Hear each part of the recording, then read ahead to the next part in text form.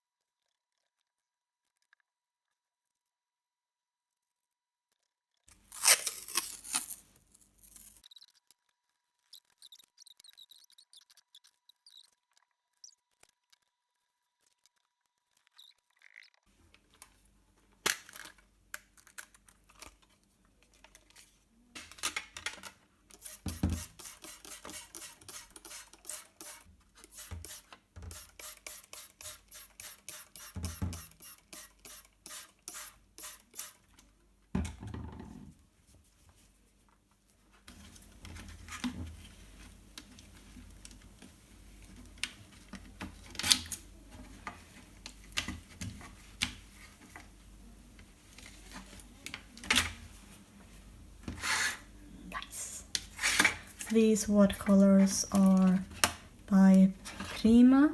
It's the tropical set. Quite alright. These two colors are not included. I added them because these colors fade a bit after they dried. They're still nice colors, but not really the best ones.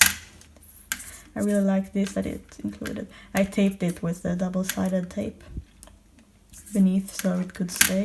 I also did that on these, so usually these rattle around and fly away. So double-sided tape is gonna be your friend when it comes to this. So when I make a painting with acrylic gouache, I actually start with an underpainting in watercolor just to pinpoint what colors I want to mix, because it's easier to, you know, mix and pick the base colors with watercolors before you go on with your acrylic paint. So dirty water, clean water. Before I start painting, I'm going to actually make some line art, and for that I'm gonna use my lovely, beloved, trusted platinum carbon desk pen. It is my babe. I love it. I've never had a reason to buy fine liners ever since I got this one. It's refillable with a converter, and as long as you don't refill it with drawing ink or India ink, only fountain pen ink, okay? But you can refill it from fountain pen ink bottles, and those inks come in such a massive range of colors, and even with sparkles, even if you want to be extra. But the ink I refill this one is with the Platinum Carbon Black by the same brand, and this pen is actually designed for that ink, and it's an ink that is very water resistant, perfect watercolors. So I'm going to draw the line art. It's going to be covered with the acrylic paint later, so I'm not going to be too detailed about with it. I'm going to be more detailed later when I reapply the line art on top of the acrylic gouache, which is not a gouache, it is acrylic paint with a matte finish. Remember that, kids. And I am gonna draw just a random face with really gravity-defying curls of hair. Well, not really curls, locks, I guess. Anime hair.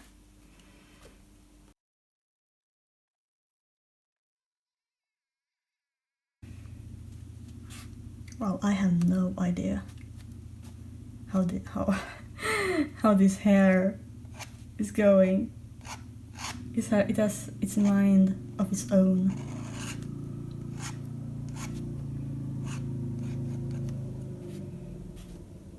Sure got a lot of volume. That this person really has like, they can't like just let their hair air dry after a shower, because letting it air dry would take like 500 years, because the hair is so thick, I guess. I don't have that kind of hair. I have like thin hair that like constantly oily and gross.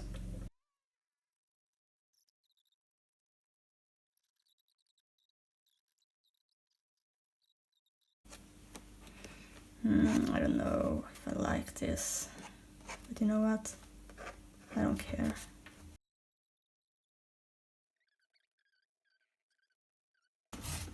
And here's a trick to avoid ripping your paper when you're erasing. Use one direction, just like the band. Don't do this, because on thinner paper you will grip the paper and the paper will, you know, fall along. So do swiping motions. It will take longer time to erase, but it's a safer method.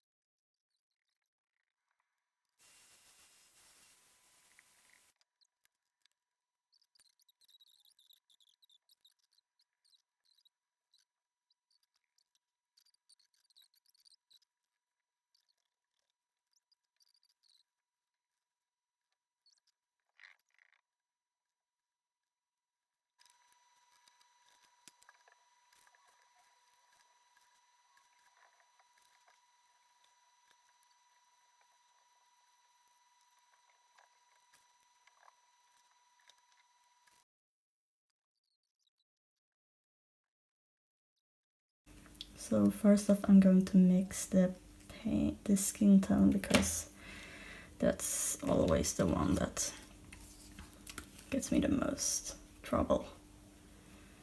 And I'm going to mix using pretty much the same colors as when I mix the skin tone in watercolor. Gonna mix these two to make a blood orange, and then I'm going to add a little bit of purple, and for mixing I use these little things. I do have like a palette knife, but not right at this moment. There, mixy. And these paints are very pigmented, so you don't need much. Kom igen, för helvete!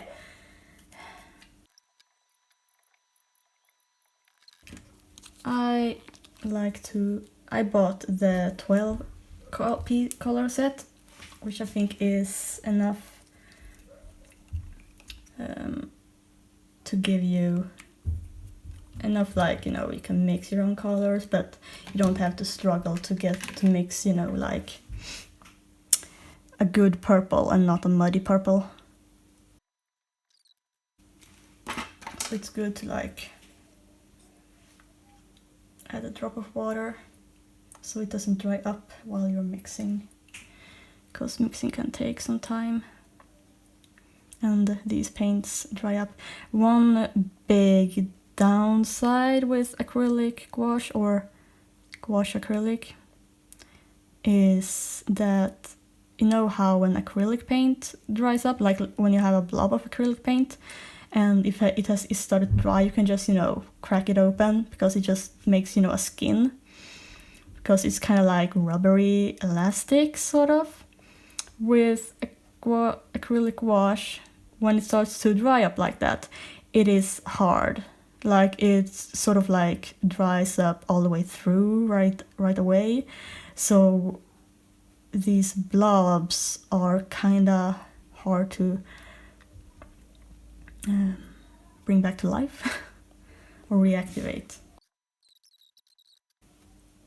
There we go, kinda match.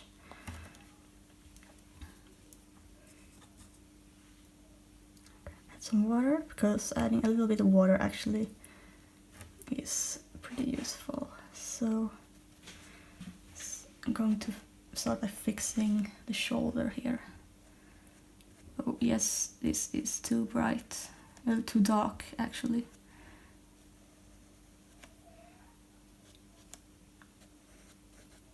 But I'm going to let that dry and add some titanium white. I actually bought, this is a refill of titanium white acrylic gouache, because I want complete whiteness. And you get it in like those plastic bags, so it's good if you can get like some sort of container that's really like is airtight, because like if you don't cap these completely, they will dry up like in a second. There we go, now we got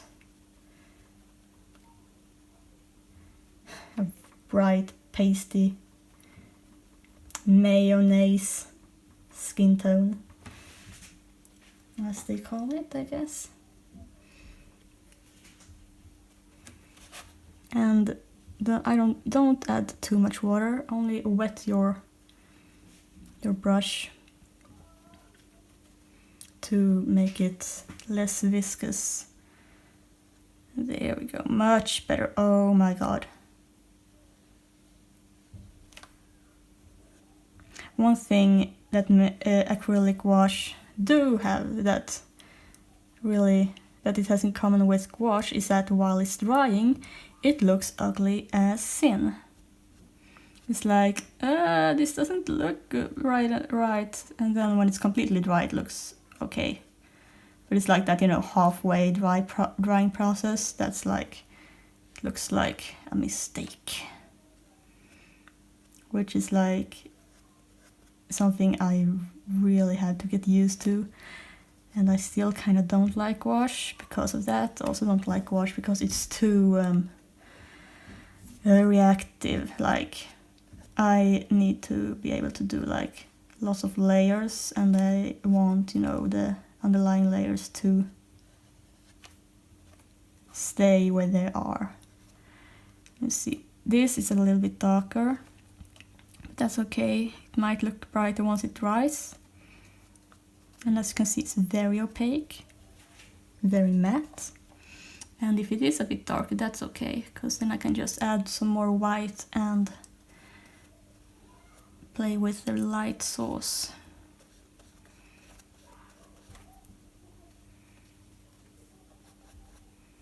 And I do recommend that if you're going to do it this method with like opaque, matte, solid colors, do cover like one color at a time, like mix one color at a time. Don't set up like a finished row of paints on your palette, because they're going to dry up. before you can use all of them to their full potential. Here's a face. Here. Forgot to color our eyebrows.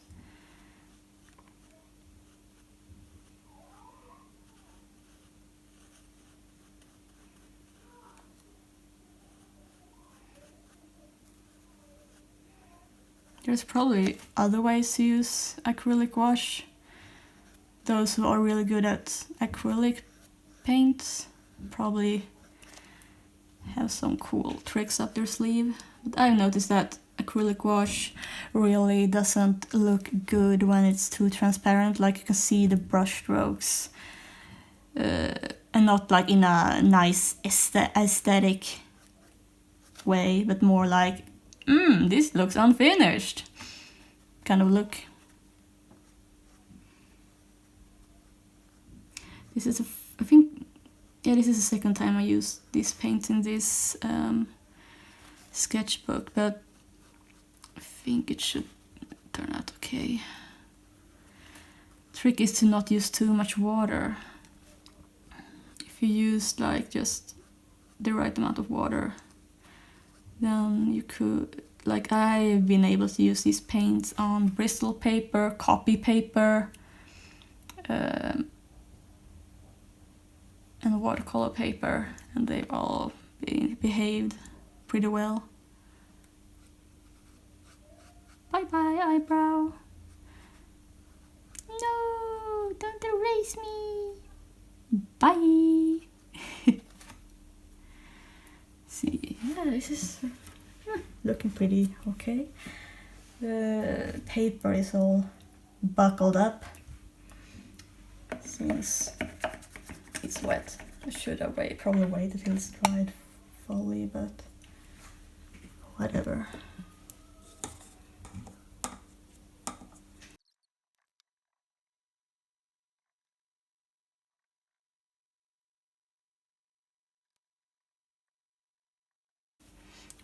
Whenever I like put up a painting on Instagram and mention acrylic gouache, all the comments talk about, oh yeah, gouache is so hard to paint, and I'm like, I'm not using gouache. It's acrylic gouache, it's not gouache. And to be honest, I'm making this video, so hopefully I will have to deal with less of those type of comments, because acrylic gouache is not gouache, it is a matte acrylic paint and thus behaves like acrylic paint, mostly. The first color paint is still sort of wet, this has started to dry a little bit, but I'm going to make a mix. I'm going to add just a little bit of purple for shadow. It's what's going to help differentiate the hair color from the skin tone, because both has pretty red hues or coral hues. It's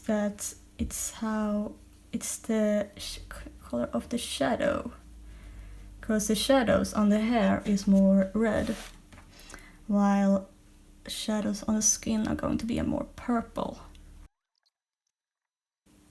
One good thing with this paint is that if you don't like the color, just wait till it's dried and then you can just paint over it.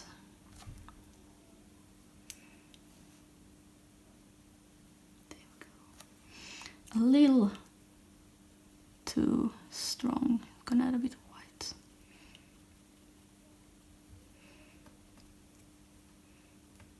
Since it's opaque, you can just paint on top of it. Like so.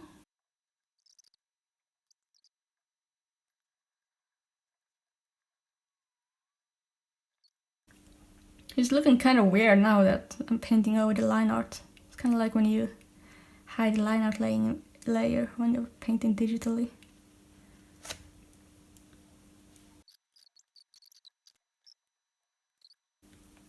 This is the hard stage because of how fugly it looks when you cover the line art. But you gotta carry on, you can't give up now. Skin tone is finished. And I actually think I'm gonna still use that for the hair, because it has a pretty good, very close to the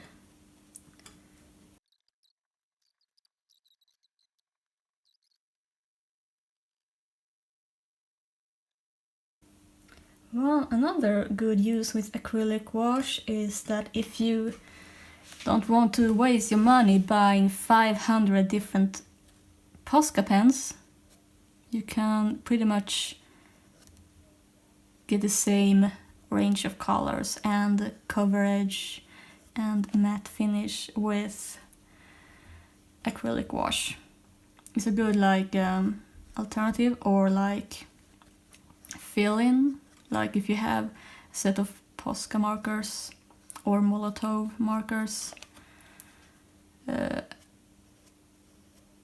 you are missing a certain color, then you can use acrylic wash to mix that color and use it together with your Posca pens. I personally don't like Posca pens because they're not designed to be refillable. You can refill them if you do like pen surgery on them, but the vast majority of us ain't got time for that, and I like to care about the environment, especially these days, so I kinda don't wanna use art supplies that are pretty much disposable, that is made out of plastic, like fine liners, for example.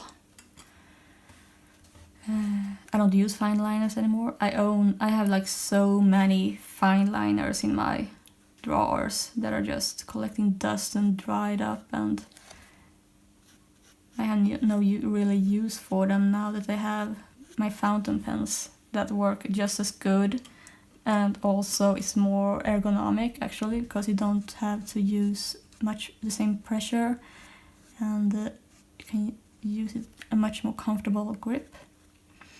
And best of all, they are refillable. I hated acrylic wash in the beginning. That was before I realized that, oh shit, this isn't gouache, this is acrylic paint. And I did like this quick painting that was just solid, opaque colors with no gradation effects or, rendering or layering. Like usually I loved working, like work in oils. I don't paint much in oils right now because I want to be able to sit in the couch and paint, and it's kind of hard to do that with oil paint because you need thinner and whatnot.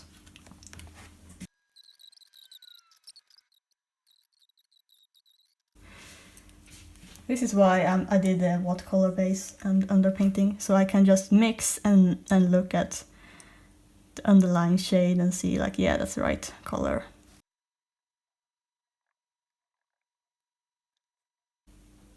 Oh, my eyebrows are coming back! Yay!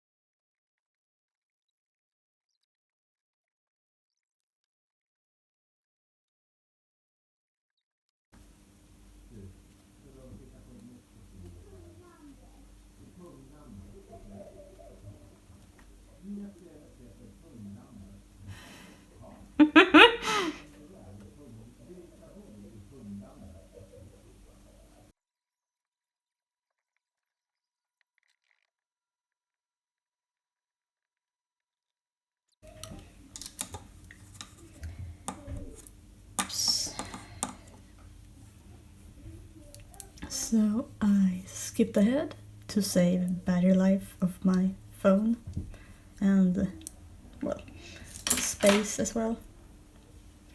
But the painting part is done, so now I'm gonna add the line art. And I'm going to use the same pen as before. See, has everything dried? Yep, you really want this fully dry because you don't want paint to get stuck in this nib, especially paint that is pretty much acrylic. And it's actually should be pretty, yeah, it's pretty easy to draw with a pen. I think it's actually much more comfortable since it's a steel nib and not like a felt tip brush pen or so. So the lines are pretty clear and pretty crisp. This is going to probably have a little bit of a cel shaded 90s anime look to it, which I personally kind of dig. I am all for that nostalgia, because I'm a millennial.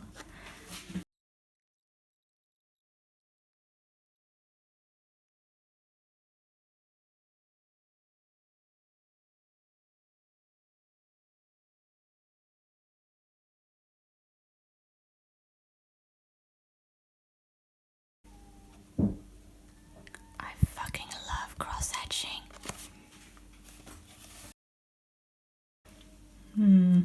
I don't really like gel pens, but I'm gonna see if this one might work. So this is a little experiment. So let's try here.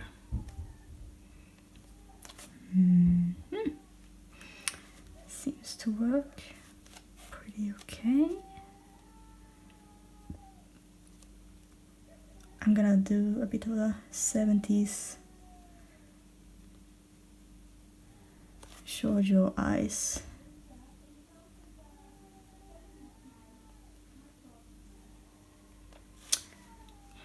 I don't like this. I don't like this at all.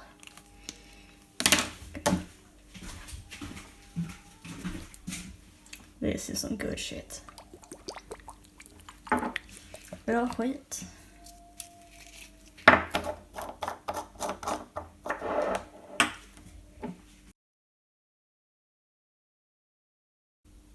I'm going full shoujo here. Hell yeah. Ah, yes. I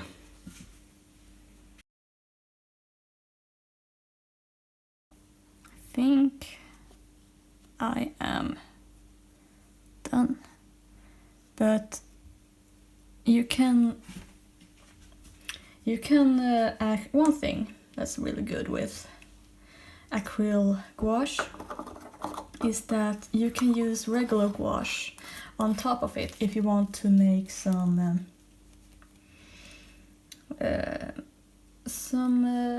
gradation and rendering, you know, soft shadows. You can also use colored pencils. Since it's a matte finish, it does very well on photographs with the phone, etc. And let's remove the tape, and hopefully it shouldn't rip the paper. Ooh. Look at that. Oh, this is good. Oh, hell yeah.